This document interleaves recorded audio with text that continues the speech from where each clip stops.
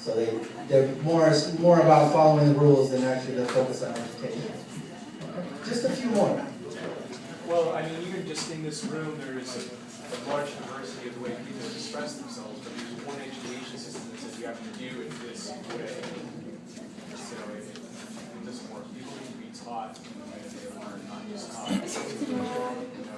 one way or exactly. So many modes of learning.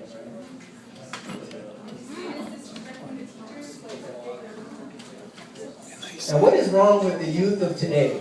Is a question I hear a lot. What is wrong with them? And just to acknowledge, I understand that many teachers feel disrespected. But at the same time, are the youth being respected? Are they being taught respect from an early age? And so we look at the cycle of things. How are we participating? How are we helping out? So just a couple more, and then we're gonna cap it off. So if you have something to.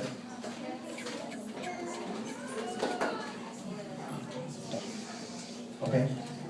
What do you mean by that? So she said, students need more guidance and teachers need to come halfway. What do you mean?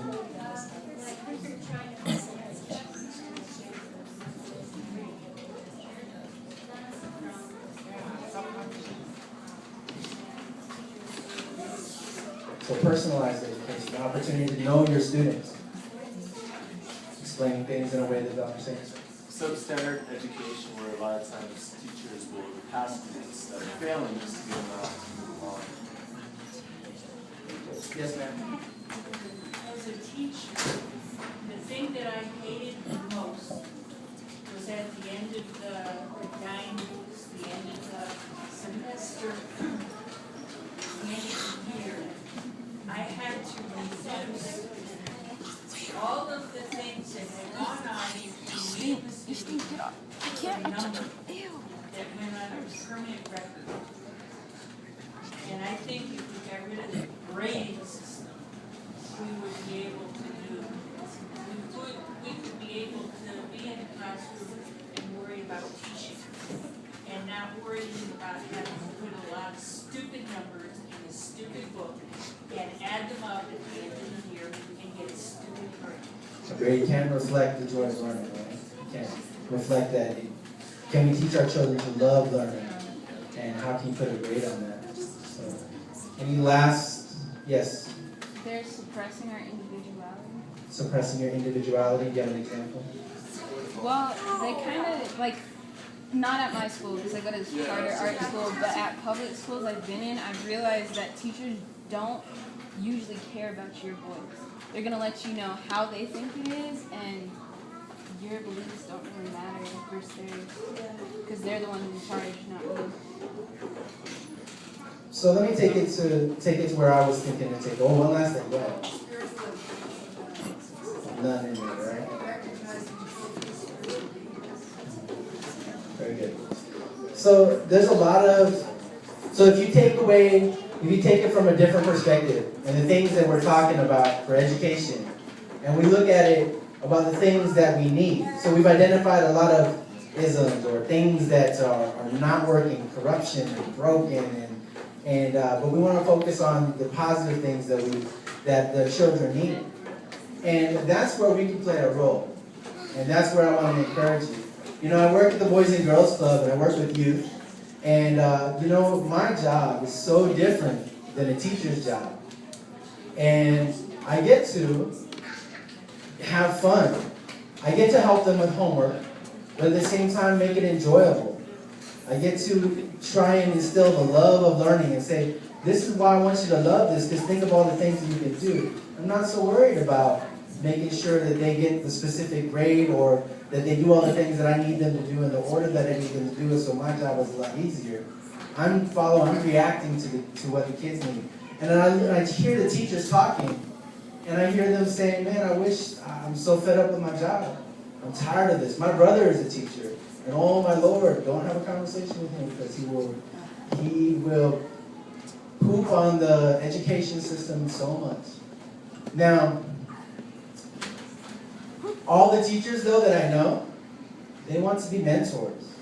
They want to be that teacher who remembers them, or that the kids remember. You know, that they love. You know what? My Aunt Sally, she's a music teacher, and she has a young man who always who always writes something to her. He said, whenever someone asked me, who was one of the greatest influences of my life, it was his music teacher. Everyone wants to be that teacher. They want to be that mentor. And the great thing about that is that we can all be mentors. We don't all have to be teachers. But at the same time, we can all be teachers because we can do this at the grassroots. And I'm going to tie it back into the Baha'i faith because what we need is people who know where the problems are, who have the resources to address the problems, and can work collectively with others so it's not too taxing, but that we can help educate the children so that they have spiritual education, that they have a critical eye, and that they know when they're being shortchanged, and they know when someone is giving them what they really truly need. To wrap up my evening, because for me, hip-hop, or the Baha'i faith through a hip-hop lens, is about life all-encompassing, because I live a hip-hop life, I identify it as my culture. And education is just one aspect, children, of it, and it's one aspect that many hip-hop people are talking about, you all are talking about. And I'd like to focus on the positive aspects by sharing a prayer. Okay? And in order to close out the evening, that way you can think, hey guys, set it up, please. Gentle. We're almost done. Almost done. And then you can play with the microphone, yes sir. With it on, yes. Okay. Bear with, we'll do it just for a little bit. All right, so again, educating the children is so important. So I'm just going to share a prayer with you. My closing prayer for the evening. Thank you for participating in Hip Hop Devotion. Talking about hip hop, talking about me personally, talking about all the things that have motivated you in life. Hopefully you've got, if anything you walked away with, hey, that wasn't so bad this evening. Some of you might have walked away with, hey, that's cool. And hopefully my goal would be that you walk away and you think, maybe a seed was planted. And you think, okay, there's a role in my community for me, even if I'm retired, even if I'm, just a young seed, just a young cat. There's a role for me in my community. My people need me, and my people being all people.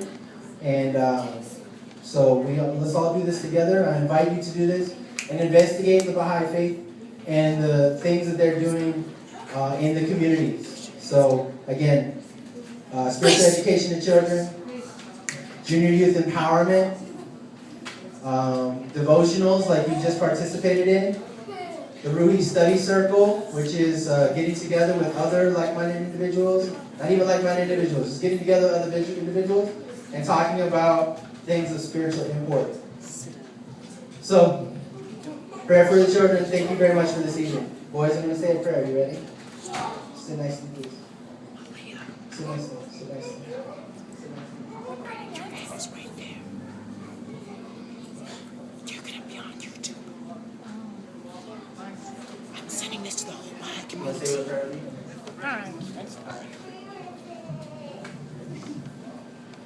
Oh God, educate these children.